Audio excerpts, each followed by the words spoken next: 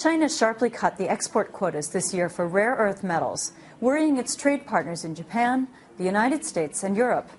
But Tiger Pan, the managing director for Asia Metal, says it's the hype, as much as the cuts, that have thrown the market into disarray. It's speculation. This market always needs a hotspot, something to talk about.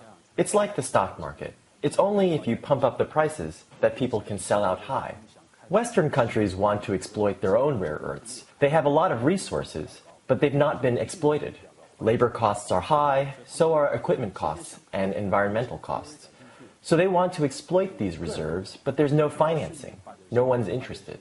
So I think they've pumped this thing up to benefit their plans to open rare earth mines and earn some money.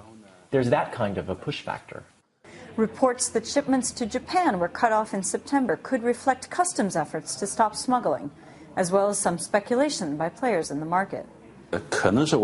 Some Chinese companies, including some rare earth organizations or individuals, got ideas, or maybe the opportunities for speculation mixed with Sino-Japanese and Sino-American relations made them decide to reduce shipment volumes. Meanwhile, customs was trying to crack down on rare earth smuggling, because even though the quotas are not large, about 30,000 tons, we suspect the actual outflow is quite big. Pan believes that export quotas could be further reduced, but says that Chinese exports won't stop altogether. I think China will continue to reduce rare earth exports, because at the same time, there's the environment problem, pollution problems. The huge volumes of chemicals used are ruining the grasslands. In the interests of the environment, the government should regulate, reorder the industry. In June, a lot of mines were shut, some of them illegal ones, producing without licenses. They accounted for about 30,000 to 40,000 tons, or about 20 to 30% of China's legal production. Now they're shut, so the output trend is less each year. High rare earth prices may worry traders now, but Pan says that if all the planned new projects come on stream, the world may be facing dumping allegations in the future. There's Vietnam, there's India, there's Canada, the US. They all are talking about producing from new mines. After 3 years, a lot of rare earth companies will be able to produce. Chinese companies will still be exporting and need to retain their market.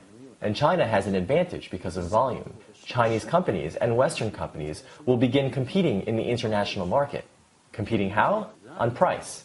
Rare earths will get cheaper until the US companies can't make it work. They'll say, it's so cheap, I can't produce. They'll go to the US Department of Commerce and complain China is selling too low into the US market.